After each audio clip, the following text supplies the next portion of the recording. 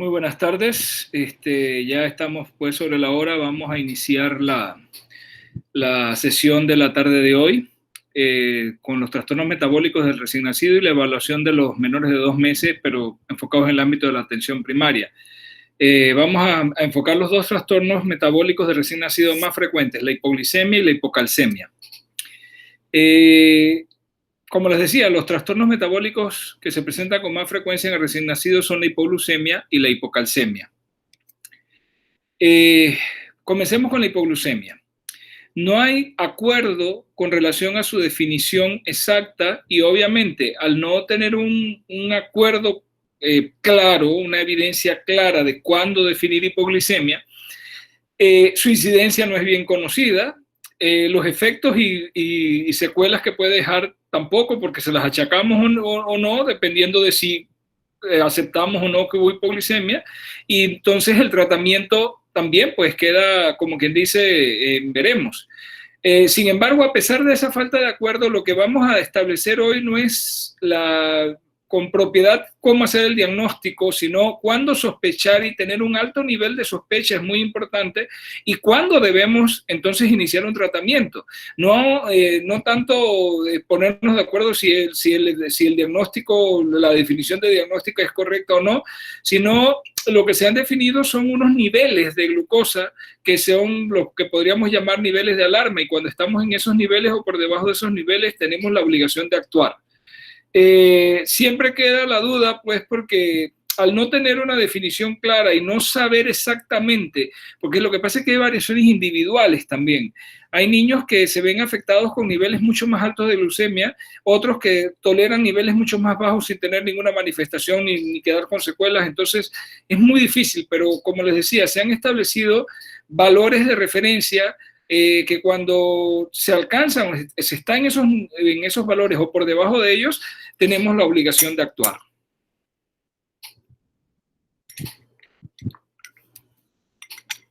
Entonces, como les decía, se recomienda el uso de un umbral operacional para el manejo, es decir, un nivel de valores, un determinado valor o valores, porque dependen también de la edad gestacional y del tiempo que tenga el bebé, el niño. Vamos a usar un umbral operacional. Si llegamos a ese umbral o bajamos de ese umbral, eso es una indicación para la acción, no para el diagnóstico del trastorno. Entonces no vamos a entrar en diatribas y en deliberaciones de si la definición está bien establecida o no, puede cambiar. Sin embargo, estos valores de los que vamos a hablar hoy son un umbral operacional. Una vez que los se alcancen o se esté por debajo de ellos, hay que actuar. Así tenemos que en recién nacidos a término, fíjese, recién nacidos a término, sanos y asintomáticos, con menos de 24 horas de vida, se considera que menos de 30 a 35 miligramos por decilitro de concentración plasmática de glucosa es una hipoglucemia. Miren que ni siquiera se da un solo valor, se da un rango entre 30 a 35. O sea que cuando está entre 30 y 35 podríamos decir, está dudoso, vamos a ver si tolera la vía oral, si no tiene síntomas, importante, si no tiene síntomas, vamos a ver si tolera la vía oral y subimos ese valor de glucosa. Si ya está en 30 o baja de 30, entonces ya definitivamente tenemos que actuar, tenemos que tratar esa hipoglucemia, aun cuando no haya síntomas. Eso es cuando es menos de 24 horas de vida. Pero fíjense, cuando ya pasamos de las 24 horas de vida, 24 horas en adelante, ya el valor que aceptamos, entonces ya el umbral es mucho más alto, ya no esperamos a 30 a 35. Aquí entre 45 a 50 es el umbral. Si está entre 45 y 50, uno dice, ok, vamos a ver si tolera la vía oral, si está asintomático, si tolera la vía oral y subimos ese nivel de glucosa. Pero si ya está en 45 o menos, hay que actuar. Entonces, eso es lo que llamamos un umbral operacional. Cuando encontramos valores que están en ese rango, tenemos que actuar con cuidado y ver la indicación o no de dar tratamiento. Y si se me baja del valor del umbral, entonces tenemos que dar tratamiento inmediatamente. Eso es cuando son recién nacidos a términos, sanos y asintomáticos. En recién nacidos que tienen signos y síntomas anormales, Menos de 45 miligramos por decilitro en cualquier momento, no importa las horas de vida que tenga el niño, menos de 45 miligramos por decilitro consideramos que es hipoglicemia y la tratamos. ¿Qué quiere decir esto? Que si tenemos un recién nacido con síntomas atípicos, por ejemplo, temblores, sudoración, hipoactividad, y tenemos un nivel de glucosa que está por debajo de 45, no importa que tenga menos de 24 horas de vida, debemos considerarlo una hipoglicemia y tratarla como tal. Entonces, volvemos a insistir, no estamos dando una definición, estamos dando un umbral operacional para tomar acciones en el momento en que estemos o en el umbral o por debajo del umbral. ¿Cuáles son esos signos y síntomas inespecíficos que puede tener un recién nacido con hipoglucemia? Temblores finos, que se le pueden ver en los miembros superiores, en las manitos, cianosis, irritabilidad, sudoración e incluso apnea. Fíjense, no son signos específicos, son bastante inespecíficos, pero que si cuando los vemos, le hacemos una glucosa capilar por punción a ese niño y nos sale un valor de glucosa por debajo del umbral, tenemos que suponer inmediatamente que estamos ante una hipoglucemia y debemos tratarla como tal.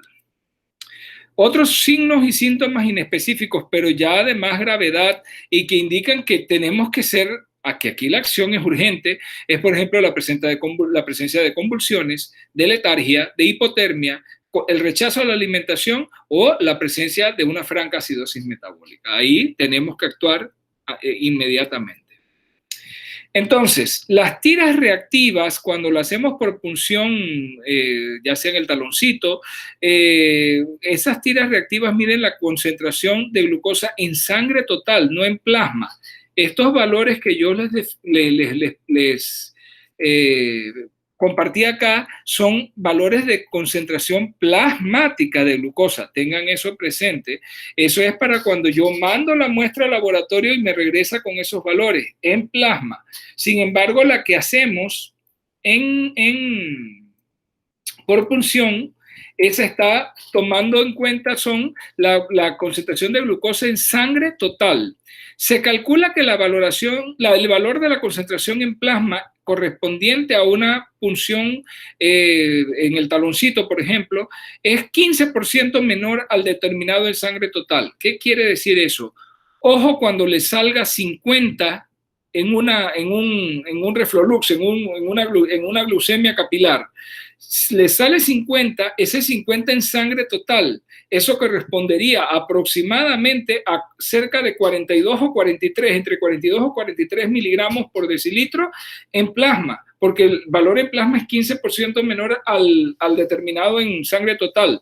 Entonces, ¿qué quiere decir eso? Que ese niño puede tener hipoglucemia aun cuando esté con un valor en 50, que es supuestamente dentro del umbral el máximo del margen que estamos usando. Entonces, tengan presente que cuando usamos la glicemia capilar, no podemos aceptar valores tan bajos. Tenemos que aceptar valores un poquito más altos porque lo que midamos en glicemia capilar corresponde a un valor 15% menor en plasma y los valores del umbral operativo son en plasma, no en sangre total. Eso tienen que tenerlo bien claro y tienen que recordarlo cuando se enfrentan a un recién nacido que sospechen hipoglucemia. Sería muy difícil ahondar o muy extenso ahondar las diferentes causas de las hipoglucemias neonatales y el interés no es que ustedes conozcan a detalle las causas de la hipoglucemia. El interés real es que ustedes aprendan a sospecharla y actuar efectivamente, de manera eficaz y eficiente, cuando se sospecha una hipoglucemia. La parte de las etiologías, pues ya se le toca a la parte especializada tratar de determinar y de definir por qué ese niño hizo hipoglucemia. Pero de todas maneras siempre hay causas frecuentes que uno puede sospechar. Por ejemplo, ya ustedes lo vieron cuando vimos recién nacidos con condiciones especiales, que el hijo de madre diabética tiende a tener problemas de hipoglucemia, también de hipocalcemia. El recién nacido pretérmino suele tener hipoglucemia, más riesgo de hipoglucemia. ¿Por qué razón? Porque lo que pasa con la glucosa, que puede bajar en un recién nacido a niveles peligrosos es las bajas reservas de glucógeno que tienen tanto en hígado como en músculo. Recuerden que hay inmadurez, entonces hay bajas reservas y aparte de eso, mientras está en el útero, la madre está supliendo constantemente de glucosa por vía de la circulación fetoplacentaria. Siempre le está surtiendo de glucosa y de otros sustratos al feto mientras está en el útero. ¿Qué pasa apenas el niño nace y se corta el cordón umbilical? Ya ese suministro continuo de glucosa por parte de mamá se termina. Entonces el niño depende ahora de que tome calostro, de la lactancia materna. Recuerden que lo veíamos el semestre pasado, la lactancia materna temprana, preferiblemente la primera media hora para darle algún aporte. ¿Por qué? Porque los depósitos de glucosa que tiene un recién nacido son bajos. Ahora, y estamos hablando de recién nacido a término. Ahora imaginen un pretérmino, todavía mucho más bajos las reservas de glucógeno, la gluconeogénesis y la glucogenólisis pueden ser ineficientes por inmadurez hepática. Entonces, el recién nacido pretérmino tiene mucho mayor riesgo de desarrollar una hipoglucemia que lo tiene un recién nacido de término. Los de bajo peso al nacer, muy similar al pretérmino. Recuerden que el bajo peso al nacer generalmente está condicionado por un retraso de crecimiento intrauterino, por un sufrimiento fetal crónico que generalmente conlleva algún grado de déficit en cuanto al aporte de nutrientes y oxígeno por parte de la mamá a través de la circulación fetoplacentaria, sobre todo cuando hay trastornos hipertensivos del embarazo, preeclampsia, eclampsia.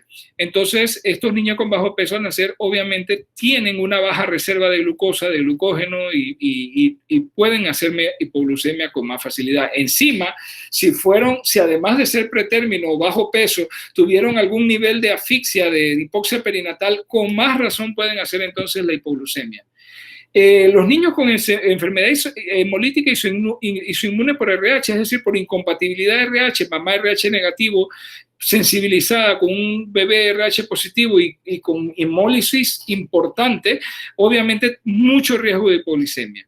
Y hay un síndrome que se caracteriza por tener, generalmente son niños macrosómicos, tienen onfalocele, y recuerden que vimos el onfalocele en la patología abdominal y gastrointestinal, son macrosómicos con onfalocele, tienen otras características, pero una de ellas bien importante es que hacen unas hipoglucemias bien resistentes al tratamiento porque cursan con hiperinsulinismo y generalmente, además de ponerle glucosa, corticoides, glucagón, muchas veces, a pesar de todas las medidas, es difícil controlar la hipoglucemia y eso es sumamente importante controlarlo porque la hipoglucemia en esta etapa neonatal va llevando a pérdida de neuronas y eso va a tener consecuencias efectivamente a largo plazo. Grupos de riesgo más frecuentes, además de que dijimos los prematuros, los bajo peso, los hijos de madre diabética. ¿Quiénes más tienen riesgo como grupo para hipoglucemia? Los niños sépticos, los niños con una sepsis neonatal temprana, infección por estreptococo grupo B, pueden incluso nacer con neumonía congénita y hacer una sepsis. Todos esos niños con sepsis neonatal temprana o sepsis neonatal tardía tienen alto riesgo para hipoglucemia. Los recién nacidos que fueron deprivados de aporte de glucosa, ese recién nacido que nace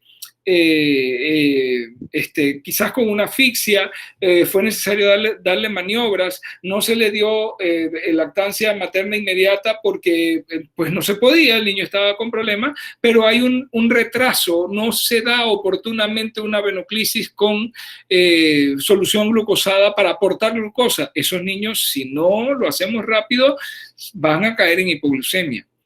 Cualquier tipo de hiperinsulinismo en el recién nacido, que es más frecuente en el hijo de madre diabética, pero como les decía, el síndrome de Wiedemann lo puede tener también. Las alteraciones del metabolismo de los carbohidratos, de los lípidos o de las proteínas. Eso es lo conocido así genéricamente o en grupo como errores innatos del metabolismo. Muchos errores innatos del metabolismo, una de sus primeras manifestaciones es hipoglucemia, entre otros. Y no, ya les digo, les he puesto los más frecuentes porque mi interés no es que ustedes ahonden en esto de las causas. Las causas, el especialista debe ir más allá y buscar la causa. Lo que nos interesa con ustedes es que dominen el umbral operacional y sepan cómo actuar cuando detectan un niño con una probable hipoglucemia. Esa es la clave.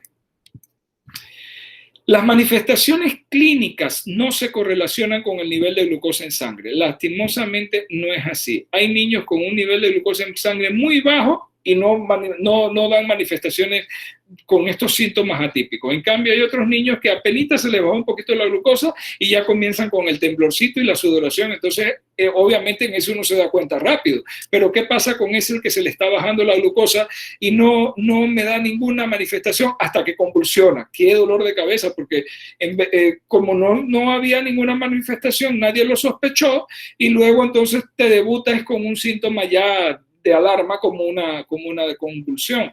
Siempre que vean un recién nacido o cualquier niño que les llegue a un cuarto de urgencia y todo, independientemente de la edad, o paciente de cualquier edad con una convulsión, siempre, además de hacer todo lo que tengan que hacer, ponerle oxígeno y todo, tomarle muestra de laboratorio, hagan una glicemia capilar, porque una de las causas de convulsión puede ser la hipoglucemia.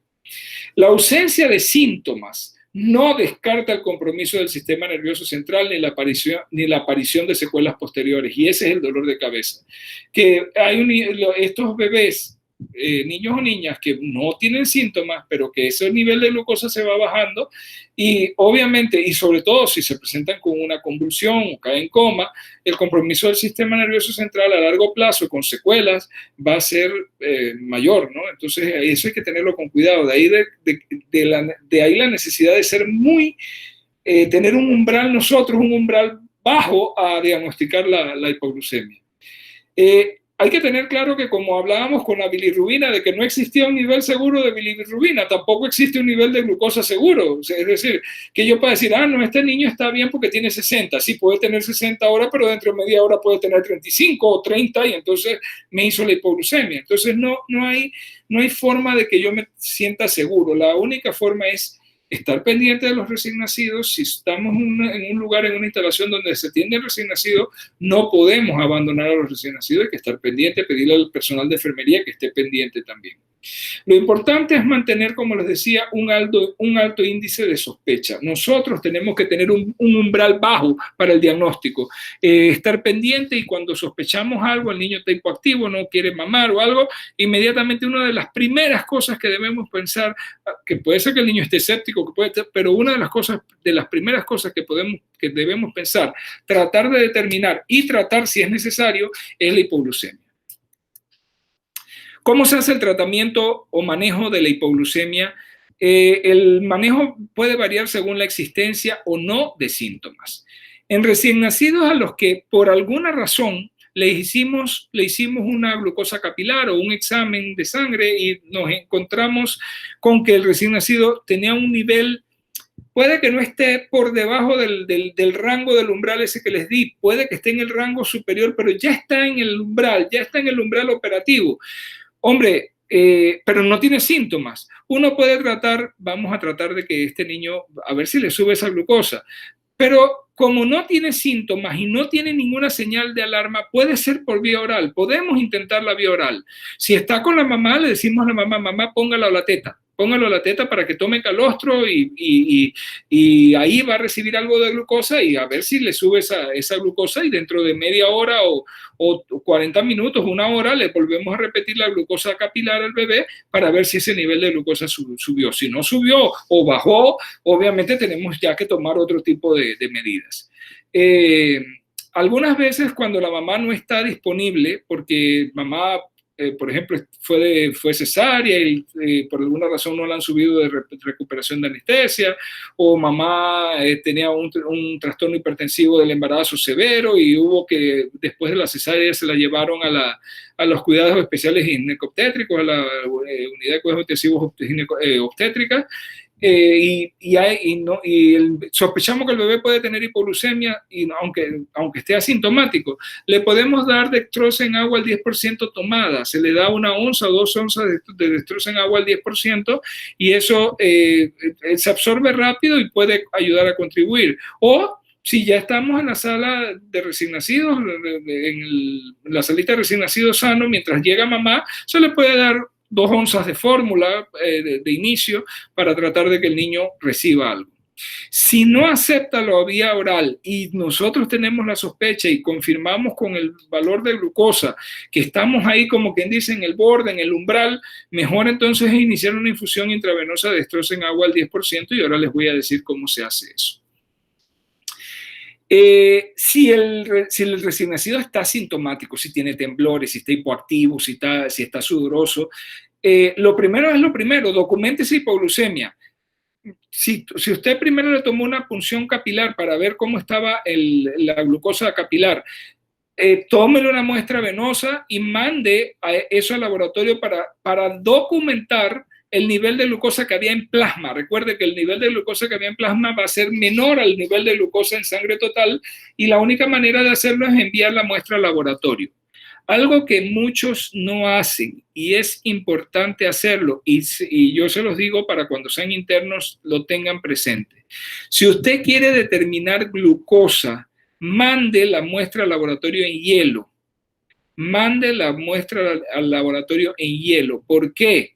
Porque si usted la manda así a temperatura ambiente, las células vivas de la sangre siguen consumiendo glucosa y le puede dar un valor falsamente bajo, porque se fue consumiendo, sobre todo si se demoraron mucho en procesarla en el laboratorio. Entonces, lo ideal sería mandarla en hielo y pedirle, o ir uno mismo con la muestra en hielo y conversar con amabilidad y con respeto con el tecnólogo que esté de turno, encargado de la parte de química, y decirle: mire, licenciado, disculpe que haya venido hasta acá, pero es que tengo un recién nacido allá en la sala de recién nacidos o en puerperio, que estamos sospechando hipoglucemia, le traigo por favor para ver si me puede procesar esta muestra lo más rápido posible, pues quiero documentarla y ya le voy a iniciar tratamiento. Pero con mucho respeto y con amabilidad siempre uno puede lograr estas cosas, porque es sumamente importante que la muestra no se retarde en procesar, porque le puede salir un valor falsamente bajo de glucosa. Y obviamente la cintilla glucorreactiva hay que hacerla, eso uno la hace ya, pero tomen en cuenta que la cintilla glucorreactiva va a medir la glucosa en sangre total y el valor va a ser 15% más alto que lo que le va a marcar en plasma. Apenas usted toma las muestras, no espere el resultado. Si usted sospechó hipoglucemia, usted mande la muestra y todo. Claro, la de glicemia capilar se la da el aparatito de una vez. Pero si por la glicemia capilar o por clínica usted sospecha hipoglucemia, comience el tratamiento de una vez. Como ese recién nacido está sintomático, el tratamiento no es por vía oral en estos casos. Solamente se acepta por vía oral cuando el recién nacido no tiene síntomas. Pero si el recién nacido tiene algún tipo de síntomas de estos inespecíficos, de estos atípicos, inmediatamente inicia una infusión de dextrosa intravenosa. ¿Cómo se hace esa infusión de dextrosa intravenosa?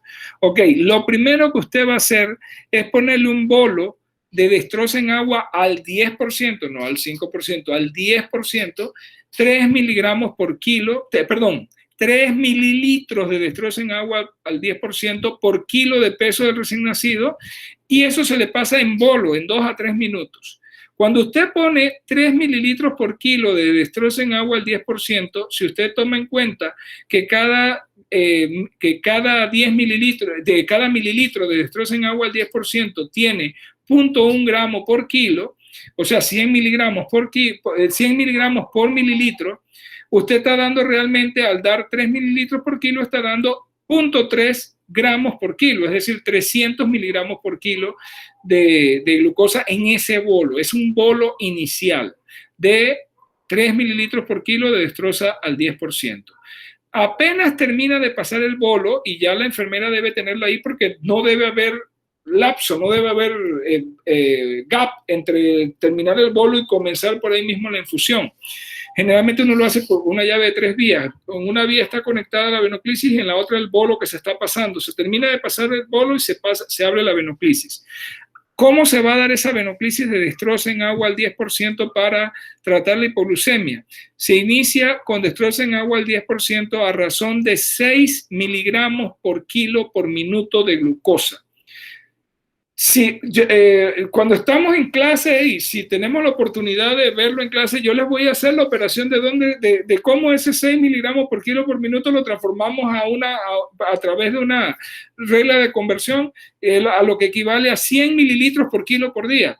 Pero no se enreden, fíjense, uno en medicina tiene que aprenderse cosas sencillas que no se le vayan a olvidar y que usted pueda hacerlas en el momento en que las necesita. Recuerden, el bolo inicial son 3 mililitros por kilo de peso del recién nacido y eso se pasa en 2 a 3 mililitros. Supongamos, tenemos un recién nacido de 3.3 kilos, ok, 3 por 0.3 es 9.9, 10 cc de destrozo en agua al 10% y eso se lo pasamos con una jeringuillita en 2 a 3 minutos. Ahí es donde le decía, si la enfermera lo logró canalizar, uno pone una llave de 3 vías, por una de las vías va hacia la vena, la otra usted tiene que conectar la jeringuillita con el bolo y en la otra va a ir la venoclisis que va a iniciar apenas usted pase el bolo. Y la venoclisis, ¿cómo será? Ok, hay que calcular 100 mililitros por kilo día. En este caso, por ejemplo, ese niño de 3.3 kilos serían 330 cc para un día. Claro, uno no le pone una bolsa de 330 cc para 24 horas, porque ¿qué pasa si se abre esa venoclisis y se va todo? Encharcan al niño, una sobrecarga de glucosa, pero lo que uno hace después que uno calcula que son 330 al día, uno lo puede dividir, por ejemplo, entre 6 y le va a dar para 4 horas la venoclisis, o entre 4 y le va a dar para 6 horas, así, ¿no? Entonces, por ejemplo, esta de 300 cc 330 cc por día, yo lo puedo arbitrariamente dividir en 3, pues, para cada 8 horas. Serían 110 mililitros para pasar en 8 horas. Entonces,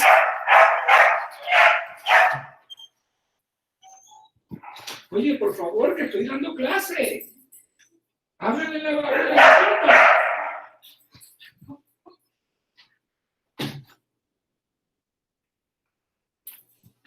Disculpen la interrupción. Les decía, les explicaba. Esos 330 mililitros yo los divido arbitrariamente en tres partes para que sean por 8 horas, serían 110 mililitros en 8 horas. Pero igual, ¿cómo pasarle a un recién nacido? Miren, lo mejor es pasarlo por bombas de infusión. En muchas salas de recién nacidos tienen bomba de infusión, pero si no, uno lo puede calcular por goteo. 110 mililitros en 8 horas, uno divide, ok, 110 entre 8, vamos a hacerlo rapidito para ver cuánto nos sale. 110 entre 8 nos saldrían aproximadamente 13.75, 14 cc por hora. Entonces usted le dice a la enfermera, mire, Miss, yo quiero que esa venoclisis me baje a 14 cc por hora. Ellas regulan y le ponen para que se pase 14 cc por hora.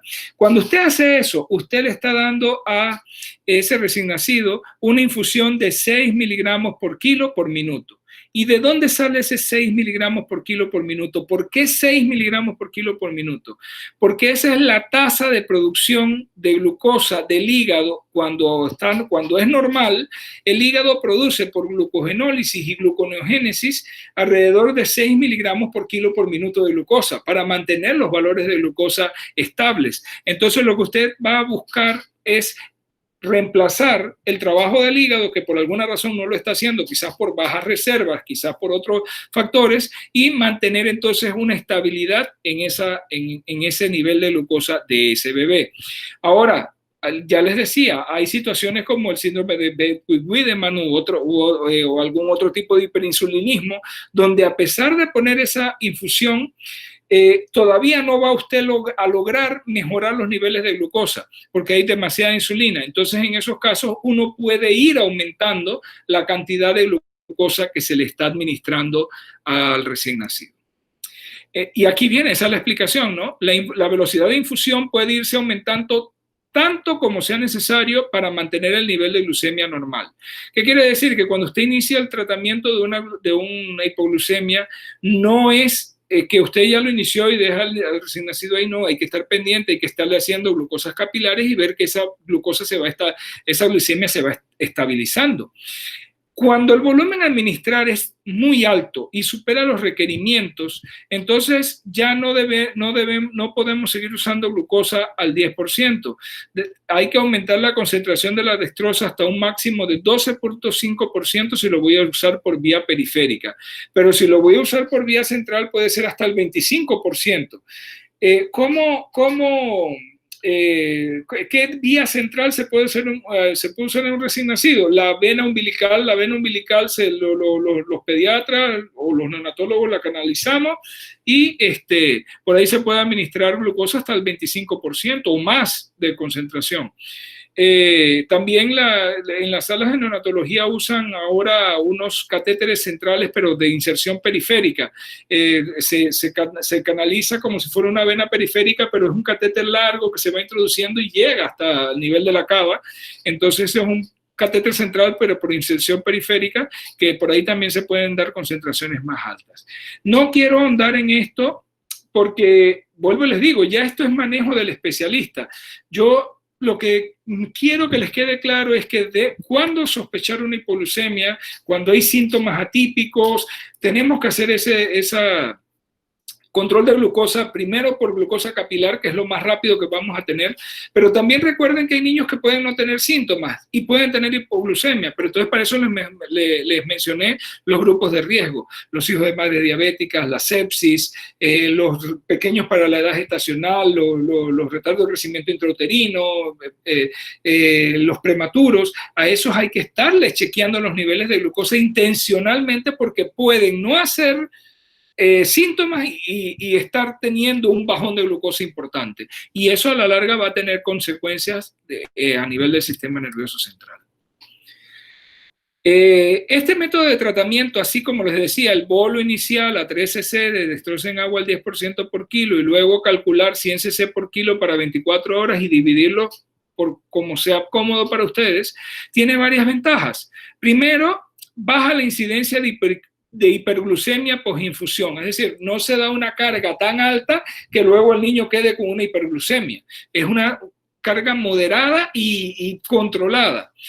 Aumenta el nivel de glucosa sanguínea en pocos minutos, porque se pone un bolo y luego se inicia la infusión, ¿no? Y permite ajustar la velocidad de infusión según la necesidad, o sea, permite hacer un manejo dinámico. Pero ya ese manejo dinámico, como les decía, es más que todo debe ser el especialista el que tome las cartas en el asunto.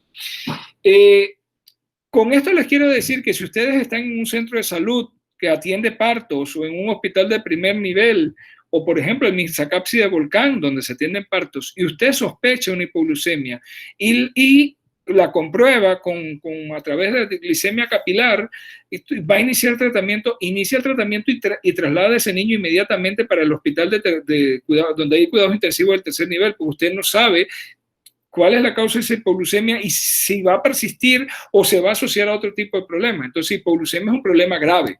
Cuando usted lo detecta, comienza el tratamiento, que ya les dije cómo lo va a hacer, pone el bolo y comienza la infusión y traslada a ese niño lo más rápido posible, de manera urgente, al hospital de referencia donde haya el nivel más alto de complejidad para abordar este tipo de problemas, porque hay que hacer el diagnóstico, hay que ver por qué es la causa de la hipoglucemia y tratarla adecuadamente. En un recién nacido que requiera 12 miligramos por kilo por minuto. Mire que les decía que normalmente cuando calculamos, se lo calculamos para que se le den 6 miligramos por kilo por minuto. Si se llega al doble de esa cantidad, a 12 miligramos por kilo por minuto, aumentándole progresivamente, debería considerarse el uso de corticoides. Recuerden que los corticoides son parte de lo que llamamos las hormonas contrarreguladoras de la insulina. Ellos favorecen el aumento de la glucosa. Entonces, se pueden usar corticoides, dosis un poquito altas. La hidrocortisona, que normalmente se usa 5 miligramos por kilo, en estos casos se usa 10 miligramos por kilo día y se divide en 2 dosis, o sea, 5 miligramos por kilo dosis. Eso podría ayudar, pero algunos, como ya les digo, cuando hay hiperinsulinismo, usted usa glucosa a infusiones altas, usa corticoides, le pone glucagón y aún así no logra estabilizar los niveles de glucosa. Entonces tiene uno que usar otros tipos de medidas. Aquí lo más importante es la prevención. La hipoglucemia debe ser prevenida antes que tratada. Cada vez que usted tenga un niño pequeño paladar gestacional, un retraso de crecimiento intrauterino, cada vez que tenga un hijo de madre diabética, cada vez que tenga un niño con una sospecha de sepsis, cada vez que tenga un niño que tiene una hiperbilirubinemia importante, que puede ser una incompatibilidad, todos esos niños, los niños en cuidados intensivos que están ventilados, que no, de los recién nacidos que están ventilados, no están comiendo, entonces esos niños son de riesgo para hipoglucemia. Entonces, ¿cómo lo prevenimos? Pues monitorizando a estos niños a través de un monitoreo de las glicemias capilares para llevar un control de sus glucemias. Cada episodio de hipoglucemia puede producir daño al sistema nervioso central y eso es lo preocupante, puede dejar secuelas. La alimentación temprana, cualquier recién nacido que no se alimente durante las primeras horas de vida requiere de administración de dextrosa intravenosa. Eso es una ley. Si no lo podemos alimentar, tenemos que iniciar la glucosa intravenosa rápido, en las primeras horas.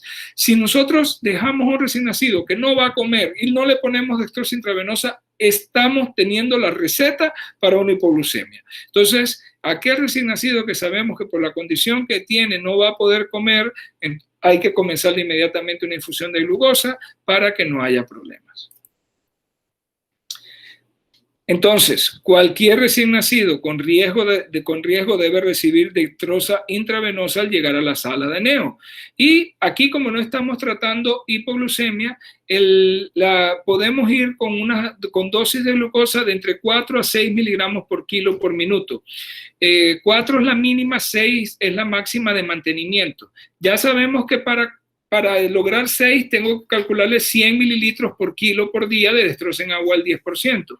4 nos quedamos un poquito por debajo, es aproximadamente 2/3, o sea, entre 70 a 75 mililitros por kilo por día de dextrosa en agua al 10% me va a dar aproximadamente 4 miligramos por kilo por minuto de infusión de glucosa. Eso es importante tenerlo presente. Si se infiltra el acceso venoso que tenemos en un recién nacido, hay que restablecerlo con rapidez y de inmediato restaurar la infusión de glucosa. ¿Por qué? Porque como está dependiendo de una infusión externa, en el momento en que se infiltra el acceso venoso y se queda sin esa infusión, se van a bajar los niveles de glucosa. Entonces es importante restablecer el acceso venoso y por allí mismo reiniciar el goteo de glucosa. Vamos ahora con la hipocalcemia. La definición tampoco es muy estricta, pasa lo mismo que con la glucosa, sin embargo hay bastante consenso en que un calcio sérico menor de 7 miligramos por decilitro define hipocalcemia. Hay dos formas de presentación, la que nos interesa hoy es la temprana o neonatal, pero también hay formas de presentación tardía, muchas veces fuera del periodo neonatal. Nos vamos a referir entonces a la hipocalcemia temprana o neonatal. Esto ocurre en los primeros 3 días de vida, por lo general, en el primer día, en el segundo día. ¿Cuáles son los grupos de riesgo para una hipocalcemia neonatal? Se parecen mucho a los grupos de riesgo de la glucosa, es más, se comparten. Aquellos que son de riesgo para hipocalcemia también son de riesgo para hipoglucemia. Los niños con asfixia o estrés perinatal, los prematuros, los bajo peso al nacer por retraso de crecimiento intrauterino, los hijos de madre diabética, la sepsis también. Entre las causas, entre las más frecuentes tenemos una inmadurez de la paratiroides, frecuente en los recién nacidos pretérmino y en los pequeños para la edad gestacional, en los bajo peso, y una interrupción brusca del calcio transferido de la madre hacia el feto, lo que puede llevar a que disminuyan muy rápidamente los niveles de calcio circulante en el recién nacido. Los síntomas y signos pueden ser bastante inespecíficos.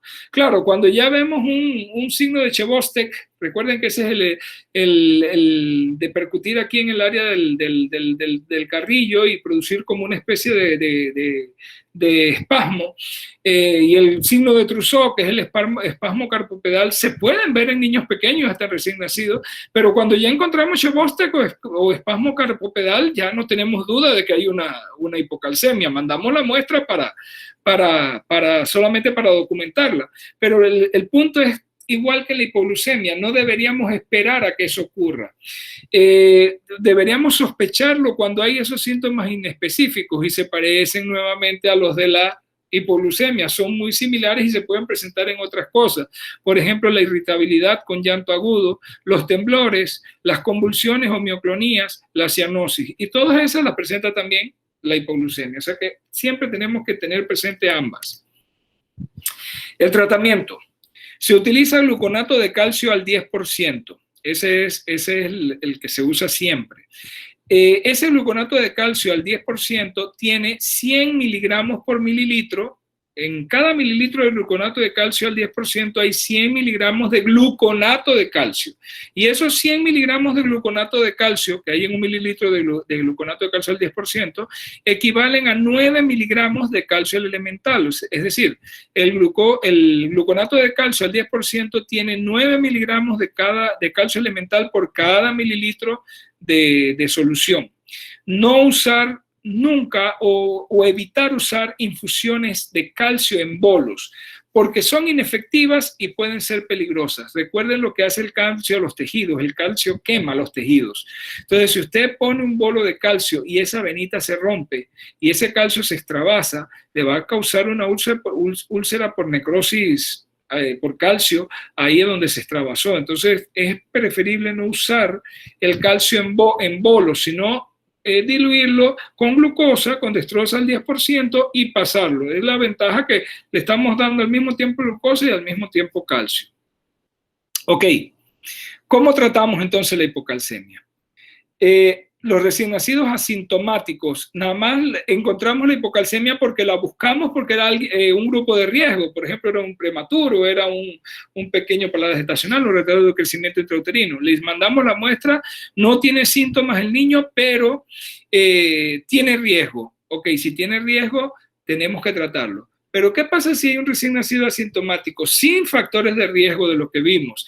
Y le tomamos una muestra y nos salió un calcio bajo. Ok, si está asintomático y no tiene factores de riesgo, el tratamiento puede no ser necesario. Puede resolverse espontáneamente. Lo importante aquí, al igual que con la glucosa, es alimentar al recién nacido tempranamente con leche humana preferiblemente. Entonces, vuelvo a insistir, tanto para la glucosa, para la hipoglucemia como la hipocalcemia, en recién nacidos de bajo riesgo y sin síntomas, lo mejor que yo puedo hacer es la lactancia materna temprana en la primera media hora. Me va a proteger de hipoglucemia y me va a proteger de hipocalcemia. Eso no se les olvide. Aparte de todo lo que habíamos hablado el semestre pasado, del apego y todas las cosas positivas que tiene un valor importante también evitando las hipocalcemias y la hipoglucemia. En el caso de recién nacidos sintomáticos que tengan estos síntomas inespecíficos de los que hablamos o tengan ya H-Bostek o Trousseau, ahí debe administrarse calcio a 45 miligramos por kilo por día. Para dar 45 miligramos por kilo por día, eso equivale a, recuerden que son 9 miligramos de calcio por mililitro de gluconato de calcio, entonces equivale a dar a 5 mililitros de gluconato de calcio por kilo por día, de gluconato de calcio al 10%, o sea, 5 mililitros por kilo por 24 horas, en 24 horas de gluconato de calcio al 10%. Entonces yo lo que hago es que, así como calculo la glucosa, ya le digo, digamos que se la calculo pues a 100, serían 100 por el peso para 24 horas. En el caso del niño de 3.3 kilos serían 330 cc de dextrosa en agua al 10% para pasar en 24 horas, pero si le quiero poner calcio, porque encontré algo, el calcio bajo, alguna cosa, entonces le tengo que poner 5 mililitros por kilo de gluconato de calcio al día. Es decir, serían 5 por 3.3, serían 16.5, si no me equivoco, sí, 16.5 mililitros de gluconato de calcio en 24 horas. Pero si le voy a poner las venoclisis cada 8 horas, ya no serían 330 dextrosa en agua al 10%, serían 110 para 8 horas. ¿Y cómo hacemos con el calcio? Lo mismo, lo dividimos entre 3. Los 16.5 lo dividimos entre 3 y me va a dar aproximadamente, para ver, 16.5 entre 3. 5.5. Entonces, a cada venoclisis serían 110 cc de destroza en agua al 10%, más 5.5 cc de gluconato de calcio al 10%, y eso se pasa en 8 horas. Usted le explica a la enfermera cómo quiere que lo pase a tanto cc por hora, y la enfermera le va a hacer los cálculos para que pase a eso si no hay una bomba de infusión. Si hay una bomba de infusión, uno calcula cuánto debe pasar por hora o por minuto, dependiendo de la bomba que tenga, y usted le pone le da la orden a la enfermera de ponerle esa velocidad. Recuerden, insistimos, tratar de evitar al máximo usar bolos porque son peligrosos. ¿Qué pasa cuando tenemos un recién nacido con crisis hipocalcémica? Este no es el que tiene síntomas, nada más, este es el que hace una crisis, que puede ser con convulsiones, apnea o tetania.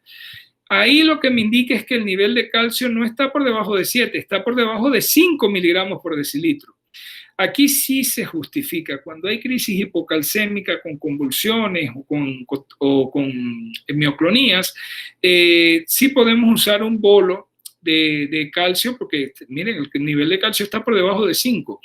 Podemos usar 1 a 2 mililitros por kilo de gluconato de calcio al 10% IV en bolo, pero no pasar tan rápido como en la glucosa, que lo pasábamos en 2 a 3 minutos. Aquí se debe pasar alrededor de 5 minutos, lento, para que no se me extravase esa venita. Pero recuerden, eso nada más está justificado cuando hay crisis hipocalcémica.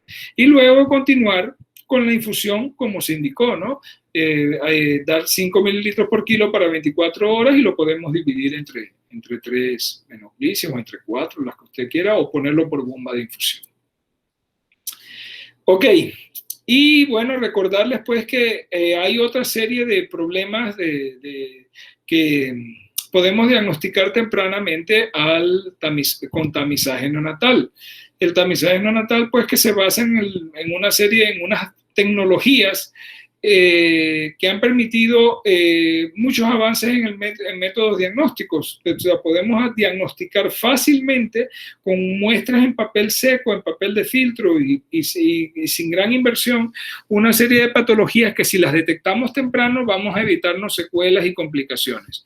Es de gran ayuda en la detección temprana de una serie de patologías. El tratamiento oportuno mejora el pronóstico y la expectativa de vida. O sea, uno hace tamizaje para aquellas enfermedades que cuando las diagnosticamos temprano vamos a mejorar el pronóstico porque tenemos un tratamiento. No es para confirmar la presencia de una enfermedad, es más bien para descartarlas en una población común y de bajo riesgo. Cuando yo hago el tamizaje neonatal como acción de atención primaria, yo lo que busco es detectar la gran mayoría de negativos que voy a tener. ¿Por qué? Porque esa gran mayoría de negativos son de bajo riesgo y esos son los que yo voy a seguir atendiendo en la atención primaria. Aquellos que luego de pasar por el tamiz, que eso es lo que significa tamizaje o tamizado, que es la palabra correcta, pasar por el tamiz, la gran mayoría que no se queda en el tamiz es porque son normales y eso lo voy a seguir viendo en la atención primaria. Aquellos que se me quedan en el tamiz son los que pueden tener algún tipo de problema y eso se van a ver de manera especializada. Pero realmente el objetivo del tamizaje neonatal, además de detectar a tiempo estos que tienen la condición y que si los manejo a tiempo y oportunamente van a tener mejor pronóstico, la otra gran bendición o ventaja que tiene el tamizaje neonatal es decirme cuando este niño no tiene un problema. O sea, la gran mayoría no van a tener el problema, porque el tamizaje se usa con enfermedades que tienen baja prevalencia en la población. Otra característica del tamizaje: debe ser un indicador universal y de rutina, debe ser accesible, económico y fácil de interpretar para poder que se le haga, que debe ser universal, se le debe hacer a todos los recién nacidos. Tengan presente que no es una prueba de diagnóstico, es de captación y screening. O sea, lo que queremos es ver si hay o no hay un problema. Si se sospecha el problema a través del tamizaje, siempre se debe comprobar con una prueba estandarizada y específica para el trastorno que estamos buscando. El propósito es determinar patologías en neonatos aparentemente sanos, con o sin antecedentes familiares de una enfermedad. Debe distinguirse del tamizaje de alto riesgo. Cuando tenemos niños de alto riesgo, a veces mandamos pruebas especiales porque ahí hay alto riesgo. El que le hacemos a toda la población es el tamizaje normal, ¿no? El tamizaje de alto riesgo se aplica cuando hay sospecha clínica alta, antecedentes familiares confirmados de alguna enfermedad genética y que nosotros pensamos que el niño la puede tener, la puede adquirir, la puede desarrollar. Incluye enfermedades como la homocistinuria, cistinuria, tirosinemia, trastornos del ciclo de la urea, la enfermedad de Hartnup, el síndrome de Fanconi, la intolerancia hereditaria a la fructosa, la mucopolisacaridosis o fibrosis quística del páncreas, etc. Entonces ahí hacemos el tamizaje un poquito más guiado porque ya tenemos un problema de riesgo. En la familia hay familiares con el problema o hay sospecha clínica alta de que el niño lo pueda tener. Actualmente se usa aquí en Panamá un tamizaje con muestra de sangre en papel filtro. Se hace por punción del talón, se obtiene una mancha seca con una técnica especial en papel filtro especial y debe hacerse entre los 3 a los 7 días de vida, no antes de los 3 días de vida. ¿Por qué? Porque estamos buscando enfermedades metabólicas y enfermedades a veces genéticas, metabólicas, endocrinológicas y genéticas, que requieren que el niño haya comido y haya puesto en ejecución su metabolismo para que se manifieste el atesoramiento, es decir, el acúmulo de cierta sustancia o la falta de cierta sustancia. Si el niño no ha comido, hacemos el tamizaje muy temprano, no vamos a encontrar el metabolito que se está acumulando o cualquier otro problema que se dé. Necesitamos que el niño haya comido. En algunos casos es importante la muestra de orina para algunas enfermedades específicas. Por ejemplo, la enfermedad de orina en jarabe de arce, la mejor manera de diagnosticarla es a través de la orina. Es útil en enfermedades metabólicas, hormonales y también de base genética. Ok, aquí en Panamá hay una ley de tamizaje neonatal que establece que es obligatorio el tamizaje para hemoglobinopatías, anemia falciforme y sus variantes y cualquier tipo de variante genética que se puede hacer por electroforesis de hemoglobina desde el momento del nacimiento. Se busca entre las endocrinológicas el hipotiroidismo congénito y la hipertrofia, la hiperplasia suprarrenal congénita. Son dos patologías metabólicas que se buscan, endocrinológicas son esas, hipotiroidismo y hiperplasia suprarrenal congénita. Buscamos también dos metabólicas,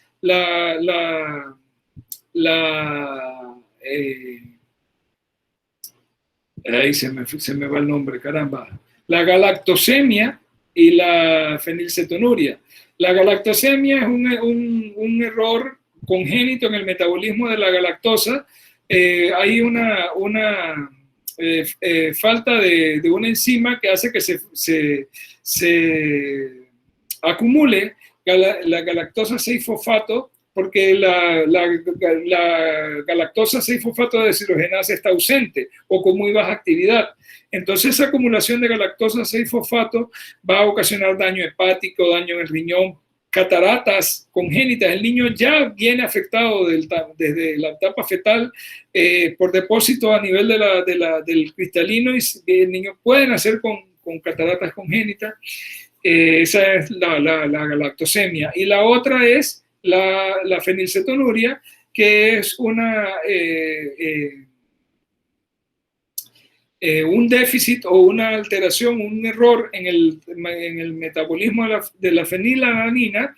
No se metaboliza y por lo tanto al no metabolizarse se acumula. De ahí el nombre de fenilcetonuria. Hay cuerpos cetónicos derivados de la fenilalanina en orina. Entonces, de ahí es donde viene el término fenilcetonuria. Esas son dos metabólicas, la galactosemia y la fenilcetonuria. Y tenemos dos genéticas que le había dicho ya, la determinación de las hemoglobinopatías por electroforesis de hemoglobina y la determinación del déficit de glucosa 6-fosfato de deshidrogenasa, que es hoy por hoy el principal trastorno hereditario en la población en Panamá, es ese, la deficiencia de glucosa 6-fosfato de deshidrogenasa. Ok, entonces, nuevamente, para ustedes como médico de atención primaria, hipoglucemia, sospecharla. Tener siempre presente los rangos del margen operativo, es decir, ese umbral operativo deben tenerlo presente. Recuerden que es 30 a 35 si el recién nacido tiene menos de 24 horas y si es más de 24 horas es 45 a 50. Tener eso siempre presente. Sospecharlo, buscarlo cuando tienen recién nacidos con riesgo. Recuerden, hijo de madre diabética, el pequeño pelada gestacional, el de la sepsis, el de la asfixia, todos esos niños, los prematuros, buscar intencionalmente para descartar hipoglucemia. Y lo mismo con la hipocalcemia, tratar de buscarla a tiempo, tratar de detectarla, no esperar a que el niño venga con crisis. Y recordar pues que así mismo como tenemos esas que son frecuentes, a través del tamizaje neonatal se pueden encontrar situaciones que quizás no estén dando manifestaciones inmediatas, pero que la pueden dar más tarde, y que la ventaja es de que cuando se detectan oportunamente estas enfermedades, y existe el tratamiento adecuado, uno puede prevenir discapacidad, muerte y discapacidad de estos recién nacidos. Entonces eso es para que les quede la visión general. Muy bien, yo tengo ahorita mismo las 4:27. Vamos de aquí a las 5 a seguir conversando un poquito. No creo que lo terminemos, pero vamos a seguir conversando un poquito sobre la evaluación del niño menor de 2 meses. Que el niño menor de 2 meses es como si fuera un recién nacido. Ya la abro, un momentito.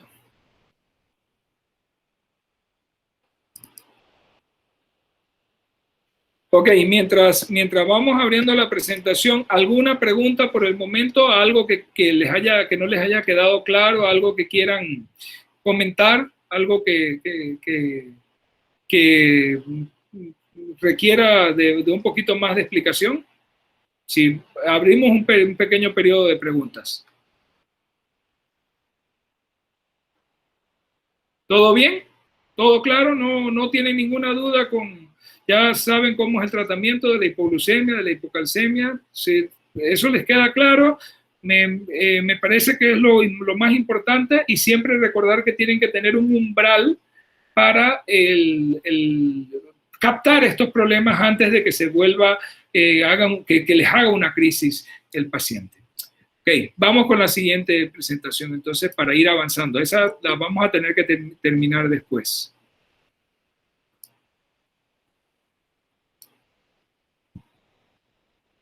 Aquí está. Vamos a compartirla.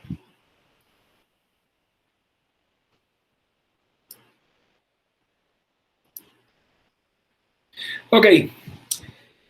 Esta presentación de la atención del niño o niña de 0 a 2 meses de edad, que como les decía, básicamente es como si fueran recién nacidos, aunque estadísticamente el recién nacido es el menor de 28 días, pero hemos extendido ese periodo por la inmadurez todavía en los menores de 2 meses y los manejamos como si fueran recién nacidos.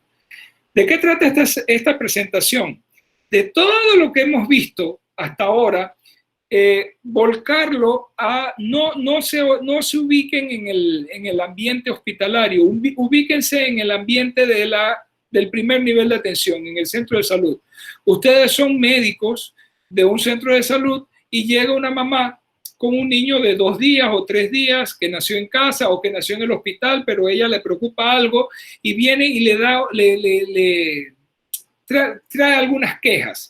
Usted debe recordar todo lo que hablábamos de patología gastrointestinal, de patología respiratoria, de la hipoglucemia, hipocalcemia, de la hiperbilirrubinemia. Todo eso usted debe recordarlo y abordar al niño con esa perspectiva amplia, pero de una manera simplificada como lo trata de hacer IEPI, ¿no? Que es lo que vamos a estar viendo, cómo detectar el riesgo, porque en el primer nivel de atención, para el médico de atención primaria, quizás lo más importante no es hacer un diagnóstico, es detectar riesgo de que pase algo y actuar oportunamente, iniciar un manejo y referir al hospital de referencia, al tercer nivel, para que ya entonces los especialistas sí ahonden en el diagnóstico y verifiquen, confirmen que hay algún problema o no lo hay.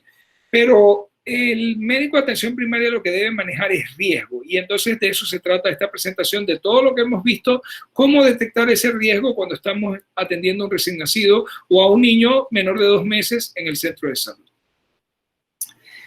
Eso nació con una estrategia. La atención integral e integrada a las enfermedades prevalentes de la infancia no tenía inicialmente un componente neonatal. Acá en Latinoamérica se desarrolló ese componente y el objetivo era ese, simplificar. Si yo, de verdad que la palabra para mí no me gusta simplificar porque nunca es simple, pero hacer más digerible, más potable el manejo de recién nacido para el médico de atención primaria, porque el manejo de recién nacido es demasiado especializado.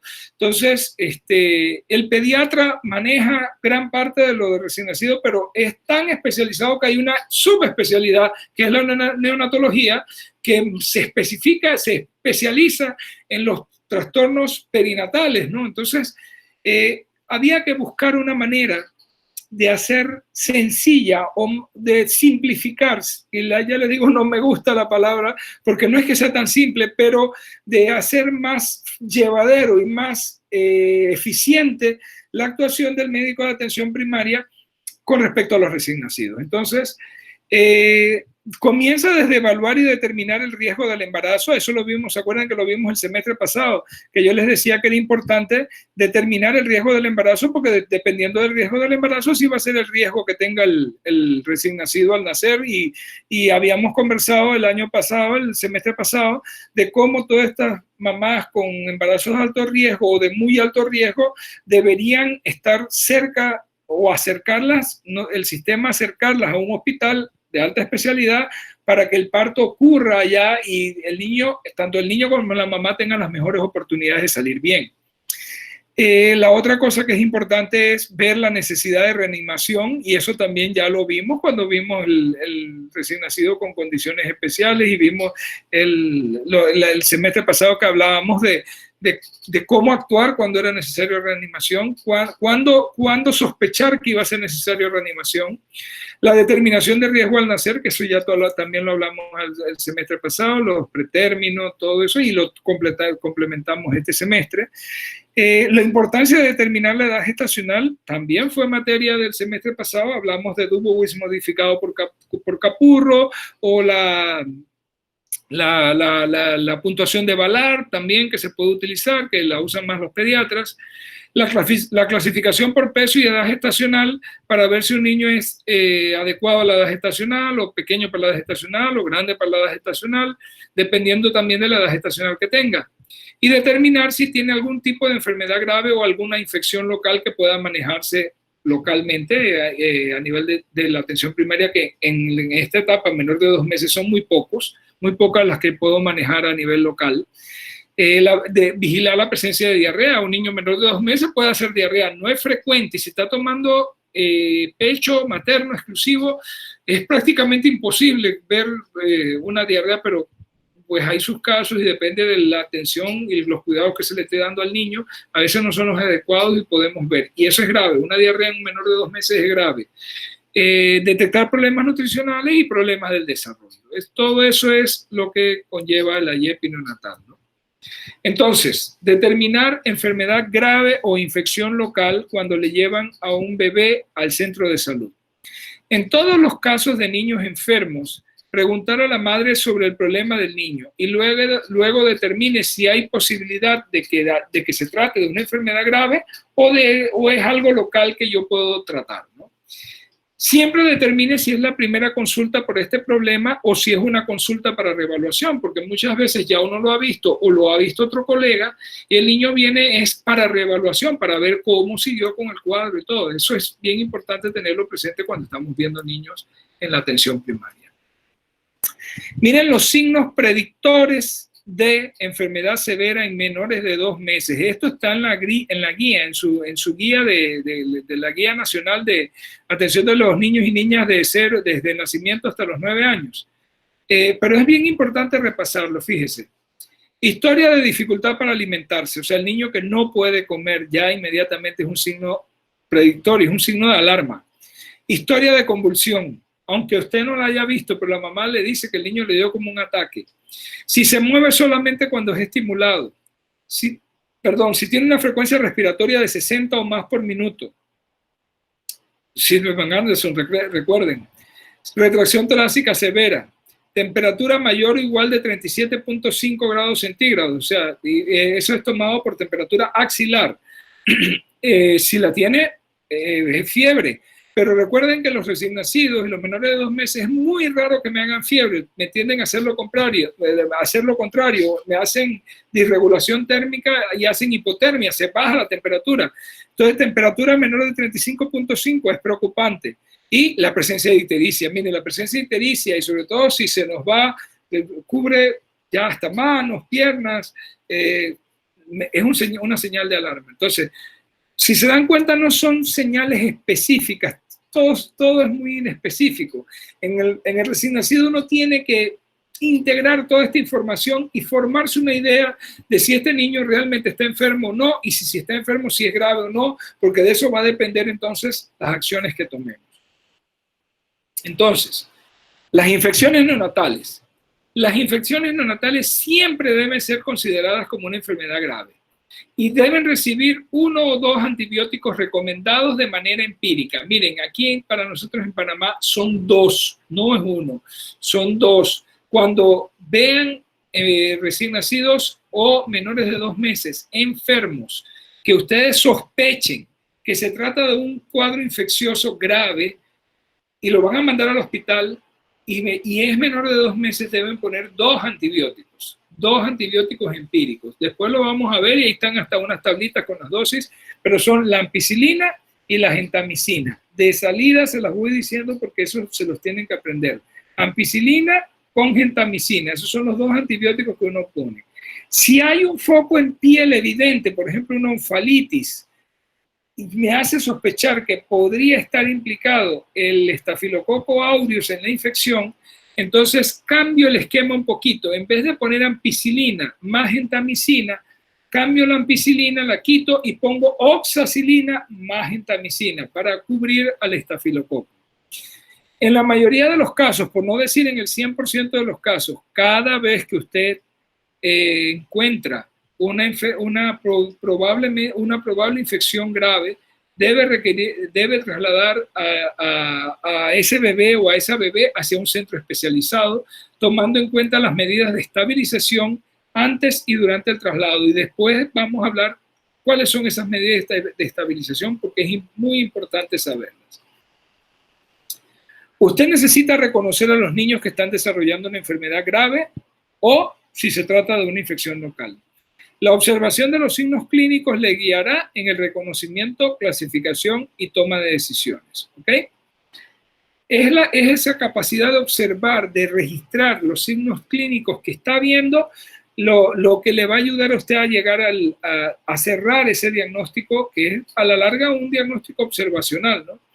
Siempre pregunte, observe, y cuando tenga las respuestas a sus preguntas y los datos de su observación, entonces usted integre todo eso y decida si cree que se trata de una enfermedad grave o se trata de una infección local que usted la puede manejar acá localmente. Entonces pregunte, observe, decida, y recuerde, cada vez que pregunta, observa y decida, tiene que evaluar los resultados de su acción.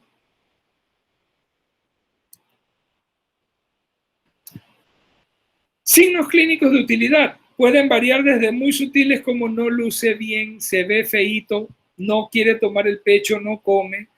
Miren, ese no luce bien es básico y fundamental que ustedes lo sepan, porque en un médico que tiene experiencia, que ya tiene bastante experiencia viendo niños, y ese médico está viendo un niño menor de 2 meses, a veces menor de 3 meses o hasta menor de 1 año, y ese médico dice, oye, es que lo he examinado de cabo a rabo, no le encuentro nada, pero no me gusta cómo se ve feíto, está muy decaído, y ese no me gusta cómo se ve, ese no luce bien, ese se ve feíto y que le preocupa a un clínico que, mire, no tiene que ser pediatra, puede ser un médico de atención primaria, un médico familiar, pero que siempre ha visto muchos niños, va a tener esa sensibilidad.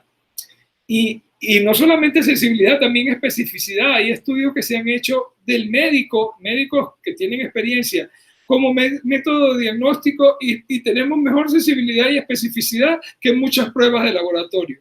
Porque hay que captar. Pero ¿cómo capta uno, un niño o una niña en menor de 2 meses que no luce bien? Bueno, les voy a dar la clave. Tienen que ver muchos niños. Mientras más niños usted haya visto a lo largo de su carrera de estudiante y luego como médico, mientras más niños usted vea, usted va a estar clarita o clarito cada vez que ve un bebé o una bebé si está sano o si le pasa algo, ¿no? Eso va a ser evidente para usted. Aun cuando hay variaciones individuales de niño a niño, usted va a saber cuándo un niño está bien y cuándo no, porque ha visto muchos. Cuando uno ha visto muchos, uno capta inmediatamente incluso a la primera impresión, y es muy característico no solamente entre los médicos, sino entre las enfermeras que tienen alguna experiencia en ver niños pequeños. Y ellas, los médicos, la enfermera van a decir, no me gusta cómo se ve, está muy feíto ese niño, mejor lo dejamos. Y sí es cierto, cuando uno tiene esa impresión de que algo no está bien, puede ser que está viendo signos muy sutiles, que no lo llega a ver bien, pero algo le llama la atención y le dice, este niño no está bien. Entonces eso no luce bien, no toma el pecho, no se pega bien. Y ya obviamente cuando hay signos graves como convulsiones o dificultad respiratoria, nadie tiene que dudar de que estamos ante un cuadro grave. Eso es un cuadro grave hasta que se demuestre lo contrario. Es un niño que llega convulsionando, un bebé que tiene una dificultad respiratoria con un Silverman-Anderson de 7 o de 8, es un niño que está gravísimo, que hay que ver la intervención lo más rápido posible.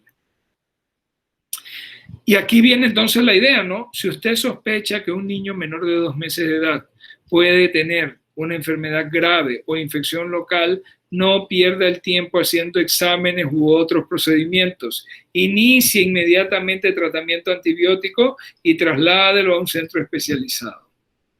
De aquí yo quitaría infección local. Si yo realmente lo que me preocupa es cuando encuentro un niño que yo sospeche que tiene enfermedad sistémica, que está con una sepsis o con algún otro problema, ese niño yo debo estabilizarlo, tomar las muestras necesarias para determinar lo que pueda determinar en el centro de salud donde estoy, iniciar antibióticos empíricos, ya le dije los que se usa, ampigenta, en la mayoría de los casos, pero si sospechamos estafilococo, bueno, oxagenta, y después de estabilizar, mandar inmediatamente a ese niño al hospital de tercer nivel para que puedan hacerle los exámenes o cualquier otro procedimiento. Ok, vamos a quedarnos hasta ahí. La próxima vez que nos reunamos vamos a comenzar aquí en sepsis del recién nacido, que tiene mucho que ver con todo lo que estamos hablando, pero quiero irselas explicando muy bien. Preguntas hasta ahora.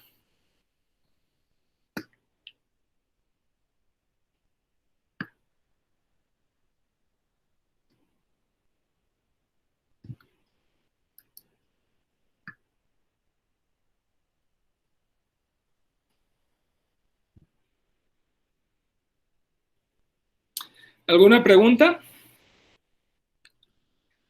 ¿Qué día podemos ver la siguiente clase ya para terminar con esta fase en la que estamos y poder planear ese primer parcial? Buenas tardes, doctor. ¿Puede ser los martes a la misma hora? ¿Cómo dicen? ¿No te escuché, Eric? ¿Puede ser los martes a la misma hora? Ajá. ¿Y algún día de esta semana tienen chance para terminar ya con esta clase? ¿Algún día de esta semana? ¿O están ocupados? Viernes, me parece. ¿Viernes pueden? ¿Viernes sería a esta misma hora? Sí, doctor. Ajá, ok. Bueno, sí. Nos vemos el viernes a esta misma hora, pues, para terminar ya con esta discusión. ¿Cómo no, doctor? Gracias. No, gracias a ustedes. Hasta luego, nos vemos. Y cualquier pregunta me pueden hacer acá también por el chat de WhatsApp. Hasta luego, nos vemos, chicos. Hasta luego, doctor. Buenas tardes. Hasta luego, doctor. Hasta luego. Chao. Hasta luego, doctor.